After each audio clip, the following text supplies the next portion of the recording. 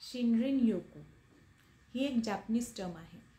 याचा अर्थ आपला स्ट्रेस लेवल, आपली एन्झायटी कमी करण्यासाठी नॅचरल बाथ म्हणून झाडांच्या संपर्कात येणं किंवा झाडांना कवटाळणं. आता झाडच का बरं?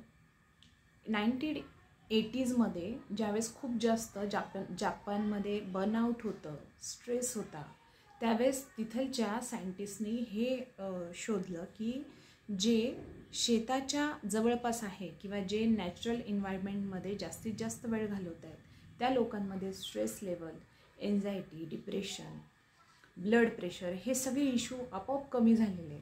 मग त्यांनी जास्तीत जास्त वेळ झाडांच्या संबंधात राहण्यासाठी शिनरिन योकू ही टर्म सगळीकडे आधारली. आता ही झाली त्यांची. पण खरं तर जर तुम्हाला खूप जास्त स्ट्रेस वाटत असलं, खूप जास्त चलबिचल अवस्था येत असली तर झाडांचा गुणधर्मच हा की किती जरी ऊन, वारा, थंडी, पाऊस असला, काही जरी वादळ आलं तरी ते स्टेबल राहतं, शांत, काम राहतं. आणि त्यांच्या संबंधात आपण आल्यामुळे त्यांच्याच फ्रिक्वेन्सीसारखे आपणही काम होऊन जातो, शांत होऊन जातो. म्हणून कधीही तुम्हाला चलबिचल वाटलं तर तुम्ही कोणत्याही झाडाच्या संपर्कात जा, त्याला कवटाळा. आपोआप तुमचा स्ट्रेस लेवल कमी होतो, तुमचं ब्लड प्रेशर पूर्ववत होतं, तुमचे डिप्रेशन, एन्झायटी हे जे बाहेरचे शब्द खूप मोठे मोठे वजनदार शब्द आहेत ते हलके व्हायला लागतात. आणि हे आहेच ना आपल्या इथे की जितकं जास्त आपण निसर्गाच्या संबंधात राहिलो, त्याच्या संपर्कात राहिलो तर ग्राउंडेड राहतो झाडासारखं. म्हणून जास्तीत जास्त वेळ नॅचरल एन्व्हायरमेंटमध्ये राहत जा, खूप खूप वेळ झाडांकडं पाहत जा.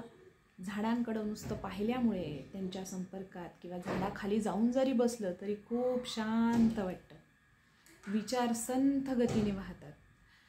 सगळ्यांचं तर ठीक आहे, पण ज्यांना जास्तीत जास्त वेळ टेक्नॉलॉजीमध्ये म्हणजे मोबाईल, स्क्रीन, टी व्ही किंवा कॉम्प्युटर याच्यामध्ये जर राहावं लागत आहे तुम्हाला जास्तीत जास्त वेळ, त्यामुळे तुमचा स्ट्रेस लेवल आपोआप वाढतो.